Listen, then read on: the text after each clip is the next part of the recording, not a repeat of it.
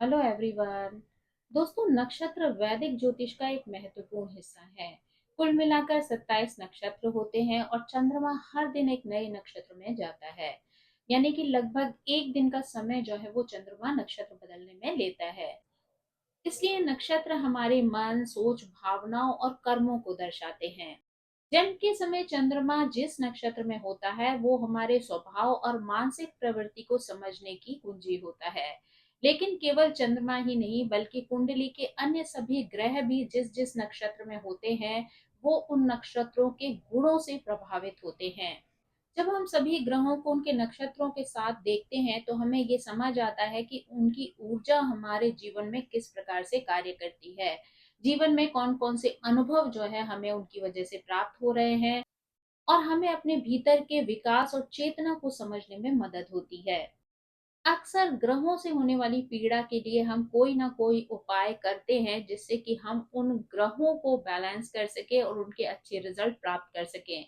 लेकिन कई बार हम नक्षत्रों के बारे में उपाय करना भूल जाते हैं, जबकि नक्षत्र भी हमारे लिए उतने ही प्रभावशाली होते हैं और उनका भी हमारे जीवन पर बहुत ज्यादा प्रभाव पड़ता है। तो हर नक्षत्र के लिए कुछ ना कुछ ऐसे उपाय बताए गए हैं जिससे उन नक्षत्रों के प्रभाव को बढ़ाया जा सके और उनके कठिन या नकारात्मक प्रभावों को कम किया जा सके। खासकर अगर व्यक्ति के जीवन में कोई कठिन समय चल रहा है तो व्यक्ति को ग्रह के साथ साथ उनके नक्षत्रों को ये उपाय करना भी बेहतर होता है। सबसे अच्छा परिणाम इन उपायों का तब मिलता है जबकि चंद्रमा भी उस नक्षत्र में गोचर कर रहा हो। यानी अगर उस दिन चंद्रमा भी उसी नक्षत्र में गोचर कर रहा है और अगर आप उपाय करते हैं तो उसका प्रभाव या उसका रिजल्ट जो है आपको जल्दी ही देखने के लिए मिल जाता है।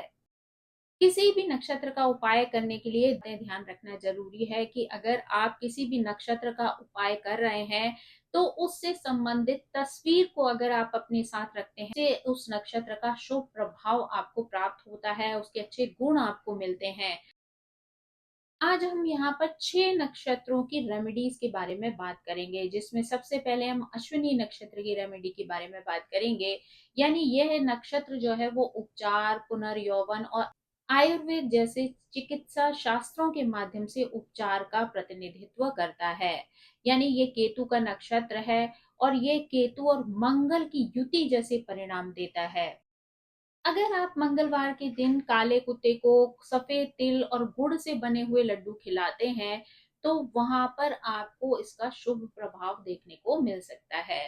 साथ ही अगर आप औषधियों का दान करते हैं, विशेषकर आयुर्वेदिक औषधियां अगर किसी को डोनेट करते हैं तो उससे भी आपको उसके अच्छे परिणाम प्राप्त हो जाते हैं। शनि नक्षत्र है वो आयुर्वेदिक चिकित्सा को दर्शाता है, तो ऐसे में अगर आप अपने पूर्ण स्वास्थ्य को अच्छा रखने के लिए जड़ी बूटियों से बने हुए किसी भी चीज को ग्रहण करते हैं जो आपको ताकत देती है तो वो आपको युवा रखने में मदद कर सकती है। यानी कि यहाँ पर अश्विनी नक्षत्र का एक शुभ प्रभाव आपको प्राप्त हो सकता है जो आपको युवावस्था, ऊर्जा और जीवन शक्ति प्रदान करता है। जब चंद्रमा अश्विनी नक्षत्र में गोचर करे, अगर उस समय आप अश्विनी कुमारों की पूजा करते हैं तो ये आपको रोग मुक्त बनाते हैं और दीर्घायु बनाते हैं। आप अपने घर में एक ऐसी तस्वीर भी लगा सकते हैं जिसमें सूर्य पीछे हो और आगे दो घोड़े जो है वो भाग रहे हो। अगर जुड़वा घोड़ों का चित्र हो जिसके पीछे सूर्य देव हो तो वो चित्र लगाना भी आपके लिए लाभकारी होता है। अश्विनी क्योंकि केतु का नक्षत्र है, केतु कई बार आपके जीवन में मानसिक असंतुलन, भय, फोबिया, चिंता और भ्रम को जो है वो पैदा कर देते हैं। तो ऐसे में अगर आप नौमुखी रुद्राक्ष धारण करते हैं तो आप इस तरीके की परेशानियों से बच सकते हैं। आप अगर यहाँ पर गायत्री मंत्र का जाप करते हैं तो वो भी आपके लिए शुभ परिणाम देने वाला होता है। अब अगर हम यहाँ पर भरणी नक्षत्र के बारे में बात करें तो भरणी नक्षत्र जीवन में आत्म संयम, नियंत्रण तथा मृत्यु जैसे गहन रूपांतरण लेकर आता है। आप यहाँ पर कई बार किसी भी प्रकार की निगेटिव बात को सहन नहीं करते हैं और कार्यों को व्यवस्थित ढंग से करने में विश्वास रखते हैं। यह नक्षत्र व्यक्ति को शुक्र और मंगल की युति जैसे परिणाम प्रदान करता है। भरणी नक्षत्र के दिन अगर आप घर में 5 किलो चीनी या 5 किलो अनाज या 5 किलो मोटा वाला जो नमक होता है यानी समुद्री नमक होता है उसको घर में रखते हैं तो आप समृद्धि को अट्रैक्ट कर सकते हैं। यानी इनमें से कोई भी चीज अगर 5 किलो लाकर आप भरणी नक्षत्र जिस दिन हो उस दिन अपने घर में रख लेते हैं तो वो आपको शुभ फल प्रदान करता है, सुख समृद्धि प्रदान करता है। अगर आप प्रतिदिन दूध या दही से स्नान करते हैं, विशेषकर अगर शुक्रवार की बात की जाए तो इससे आपके संबंधों में मधुरता आती है, साथ ही वित्तीय स्थिति भी यहाँ पर मजबूत होती है। यानी कि यहाँ पर आपकी जो भी वित्तीय समस्याएं हैं उसमें भी आपको फायदा मिलता है, साथ ही आपके रिश्तों में भी जो कटुता या कड़वाहट या अलगाव की स्थिति होती है उनमें भी जो है वो सामंजस्य स्थापित हो जाता है। अगर आप शुक्रवार के दिन काली गाय को हरा चारा खिलाते हैं तो वो भी आपके इस नक्षत्र के प्रभाव को बेहतर कर देता है। भरणी नक्षत्र के जातकों के लिए माता काली की उपासना करना शुभ माना जाता है। यानी माता काली की कृपा जो है वो आपके सभी संकटों को दूर करने में आपकी सहायता करती है। अगर आप शुक्रवार के दिन किसी जरूरतमंद को सफेद रंग के वस्त्र का दान करते हैं तो वो भी इस नक्षत्र के प्रभाव को शुभ बना देता है।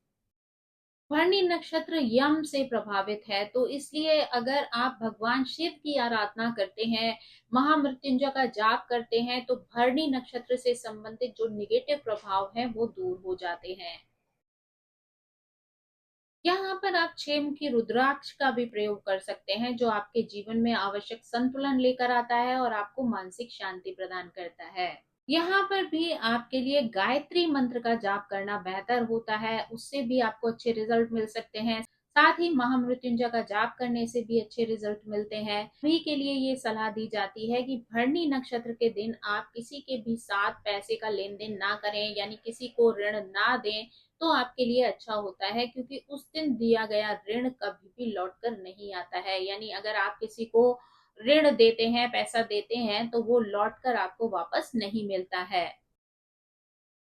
अब अगर हम कृतिका नक्षत्र की बात करें तो कृतिका नक्षत्र में जन्म लेने वाले लोग स्वभाव से बहुत आलोचनात्मक होते हैं, तीक्ष्ण होते हैं, चतुर हो सकते हैं।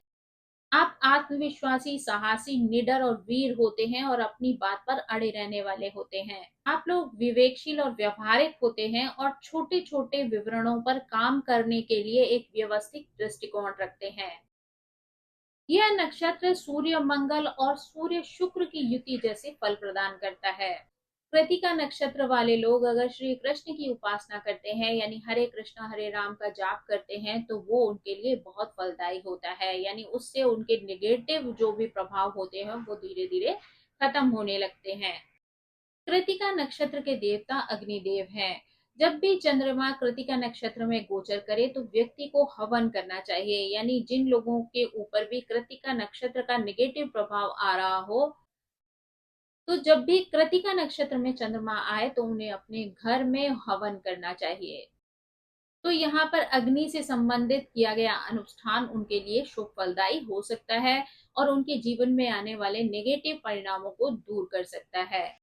यहाँ पर सूर्य देव की उपासना के लिए गायत्री मंत्र या आदित्य हृदय स्त्रोत का पाठ करना भी उचित होता है। यानी अगर आप गायत्री मंत्र का जाप करते हैं या फिर आदित्य हृदय स्त्रोत का पाठ करते हैं तो वो भी आपके लिए अच्छा रहता है और शुभ परिणाम लेकर आता है। कृतिका नक्षत्र वालों के लिए कहा जाता है कि अगर वो भगवान कार्तिकेय की उपासना देशी घी का दीपक जलाकर करते हैं या फिर षष्ठी तिथि का उपवास रखते हैं तो वो उनके लिए अच्छा रहता है। यानी अगर वो छठ का व्रत रखते हैं तो वो उनके लिए अच्छा शुभ फल देने वाला होता है। यानी कि हर महीने में दो षष्ठी तिथि आती हैं तो ऐसे में अगर व्यक्ति हर महीने उन दो तिथियों पर व्रत रखता है, कार्तिकेय भगवान की उपासना करता है, उनके आगे देशी घी का दीपक जलाता है तो वो उसके लिए शुभ फलदायी होता है और साथ ही निगेटिव चीजों को दूर करने वाला होता है। कृतिका नक्षत्र में जन्म लेने वाले लोगों को अन्य स्त्रियों का भी सम्मान करना चाहिए। यानी सिर्फ अपने घर परिवार की स्त्रियों को ही जो है वो उन्हें सम्मान नहीं देना है, बल्कि समाज में भी जिस भी स्त्री से वो मिलते हैं उस हर स्त्री का उन्हें सम्मान करना है। सूर्य देव के हवन या उपासना करने के लिए यदि व्यक्ति उदुम्बर या गूलर के वृक्ष की समिधा का प्रयोग करता है, तो यह सभी तरीके के ग्रह दोषों से शांति दिलवा सकता है। यानी ऐसे में आपको सभी ग्रह दोषों से मुक्ति मिल सकती है। कृतिका नक्षत्र वाले लोगों को अपने साथ एक छोटा सा ब्लेड या कोई भी छोटा सा चाकू हमेशा साथ रखना चाहिए, तो वो आपके लिए अच्छा और शुभ परिणाम देने वाला हो सकता है और आपको नेगेटिविटी से बचा सकता है। अब अगर हम रोहिणी नक्षत्र की बात करें, तो अगर आपका जन्म रोहिणी नक्षत्र में हुआ है, तो यहाँ पर रचनात्मकता और संस्कृति का उत्कृष्ट उदाहरण देखने को मिलता है। इसलिए आपके संचार कौशल लोगों को आपसे सीखने में सक्षम बनाते हैं। मतलब कि अगर आप जो कुछ भी बोलते हैं, उससे लोगों को किसी ना किसी तरीके की सीख मिलती है। यानी लोग जो है वो उससे सीख कर अपने जीवन में उसका लाभ उठा सकते हैं। लेखन आपके लिए एक आय का माध्यम बन सकता है। आप लोग बहुत ज्यादा महत्वाकांक्षी भी होते हैं और कभी कभी बहुत ज्यादा जिद्दी भी हो जाते हैं। रोहिणी नक्षत्र वाले लोगों को चंद्र और शुक्र की युति के समान ही फल की प्राप्ति होती है। रोहिणी नक्षत्र के दिन अगर आप 5 विलासिता वाली वस्तुएं जैसे कि इत्र है, नेल पॉलिश है, बिंदी है या अन्य जो है वो प्रसाधन के सामान है, अगर आप युवा स्त्रियों को दान करते हैं, तो वो आपके लिए शुभ फलदायी हो सकता है। यानी उसके अच्छे परिणाम आपको प्राप्त हो सकते हैं। रोहिणी नक्षत्र के दिन आपको अपने पार्टनर या जीवन साथी के साथ समय बिताना भी आपके लिए लाभदायक सिद्ध हो सकता है। यानी आपके रिलेशन जो है वो बहुत अच्छे बन सकते हैं। अगर सकारात्मक ऊर्जा की बात की जाए, तो सकारात्मक ऊर्जा को प्राप्त करने के लिए या अपने जीवन में बढ़ाने के लिए आपको गायों का या पशुओं का जो है वो आदर करना चाहिए। साथ ही प्रकृति के विभिन्न रूपों का भी आपको सम्मान करना चाहिए। यानी कि आप जल को जो है वो व्यर्थ में बर्बाद नहीं करते हैं, या फिर आप पौधों को पानी देते हैं, कई पार्कों में जाकर वृक्ष लगाते हैं, तो वो भी आपके लिए अच्छा परिणाम देने वाले होते हैं। अगर शुक्रवार के दिन आप शिवलिंग पर दूध चढ़ाते हैं, तो वो भी आपके लिए शुभ फल देने वाला होता है। इस नक्षत्र के देवता सृष्टि के रचयिता ब्रह्मा है। तो ऐसे में अगर चंद्रमा रोहिणी नक्षत्र में गोचर करते हैं और उस समय पर आप ब्रह्मा जी की पूजा करते हैं या फिर आप भगवान शिव का आशीर्वाद लेते हैं, तो वो आपके लिए शुभ फलदायी होता है और आपकी इच्छाओं की पूर्ति करने वाला होता है। कहा जाता है कि रोहिणी नक्षत्र का आशीर्वाद अगर आपको प्राप्त करना है, इसके लिए आपको जामुन के पेड़ की जड़ में आटा और चीनी मिलाकर जो है वो चींटियों को खिलाना चाहिए। वो आपके लिए अच्छे रिजल्ट लेकर आ सकता है। अगर आप डेली रूटीन में ओम नमः शिवाय का जाप करते हैं, तो वो भी आपको शिव जी का आशीर्वाद दिलवाता है और साथ ही इस नक्षत्र के शुभ प्रभाव आपको प्राप्त होते हैं। अगर आप यहाँ पर दो मुखी रुद्राक्ष धारण करते हैं, जो कि अर्धनारीश्वर का प्रतीक है, यानी शिव और शक्ति का संयुक्त रूप यहाँ पर आपको देखने को मिलता है, तो इसे धारण करने से सामंजस्य की ऊर्जा आपको प्राप्त होती है। साथ ही गुर्दे, गर्भाशय और आंतों से संबंधित जो रोग होते हैं, उनमें भी चिकित्सीय रूप से सहायक होता है। अब अगर हम यहाँ पर मृगशिरा नक्षत्र की बात करें, तो मृगशिरा नक्षत्र में मित्रता, चंचल स्वभाव, रचनात्मकता, सुख सुविधाएं, विकास और प्रजनन शक्ति विद्यमान होती है। आपकी प्रमुख प्रेरणा आध्यात्मिक मुक्ति होती है। आपके पास आध्यात्मिक बुद्धि और शोध करने की क्षमता होती है, किंतु स्वयं को अधिक थका लेने के कारण आपको मानसिक थकान भी बहुत ज्यादा महसूस हो सकती है। यह नक्षत्र आपको मंगल और शुक्र की युति के समान या मंगल और बुध की युति के समान फल प्रदान करते हैं। यानी यहाँ पर मंगल, शुक्र और बुध का सामूहिक प्रभाव आपको देखने को मिल सकता है। अगर अगर मृगशिरा नक्षत्र वृषभ राशि में पड़े, यानी मंगल और शुक्र की ऊर्जा आपको दिखाई दे, तो ऐसे में आप घी या फिर पुरुषों के द्वारा पहने जाने वाली धोती किसी युवा ब्राह्मण को दान कर सकते हैं। उससे आपके निगेटिव प्रभाव दूर हो सकते हैं। यदि मृगशिरा नक्षत्र मिथुन राशि में पड़े, जहां पर मंगल और बुध का प्रभाव हो, तो यहाँ पर आप किसी को लाल रंग की पेंसिल या पेन दान में दे सकते हैं। यानी बाहरी तौर पर उसका रंग जो है वो लाल होना चाहिए। यहाँ पर अगर आप किसी की जीवन रक्षा के लिए ब्लड बैंक में ब्लड डोनेट करते हैं तो वो भी आपके लिए अच्छा होता है। यानी यहाँ पर रक्तदान जो है वो एक विशेष उपाय के रूप में आपके लिए कारगर साबित हो सकता है। आप किसी शिव मंदिर में चावल, नारियल, दूध, शक्कर अर्पित करते हैं तो वो भी आपके लिए शुभ फल देने वाला होता है। जब भी मृगशिरा नक्षत्र में चंद्र का गोचर होता है तो उस समय पर अगर आप चंद्र की पूजा करते हैं तो आपको ज्ञान और उत्तम स्वास्थ्य की प्राप्ति होती है। यानी उस समय पर चंद्रमा का पूजन करना आपके लिए शुभ फल लेकर आता है। अगर आप पूर्णिमा का उपवास रखते हैं, यानी अगर पूर्णमासी के दिन आप व्रत रखते हैं तो उससे भी आप चंद्रमा को प्रसन्न कर सकते हैं। ऐसा करने से आपको यश, ज्ञान, तेज और स्वास्थ्य की प्राप्ति होती है। साथ ही आप अपने जीवन में धन का भी भोग करते हैं। यानी कि यहाँ पर चंद्रमा के कारण आपको धन की प्राप्ति भी होती है। मृगशिरा नक्षत्र के जातकों का पार्वती की पूजा करना भी शुभ होता है। यानी कि अगर आप माँ गौरा का जो है वो पूजन करते हैं तो साथ ही साथ बाबा भोले का भी आशीर्वाद आपको प्राप्त हो जाता है। अगर मृगशिरा नक्षत्र का आशीर्वाद प्राप्त करने के लिए बुधवार के दिन बेर के वृक्ष की पूजा करते हैं, इससे भी आपके धन में वृद्धि होती है। तीन मुखी रुद्राक्ष आपका कॉन्फिडेंस बढ़ाने के लिए बहुत अच्छा काम करता है। साथ ही आपकी हीन भावना को दूर करने में भी वो सहायक होता है। अब अगर हम जो है वो आद्रा नक्षत्र की बात करें तो आद्रा नक्षत्र व्यक्ति के जीवन में तीव्र भावनात्मक उथल पुथल लेकर आता है।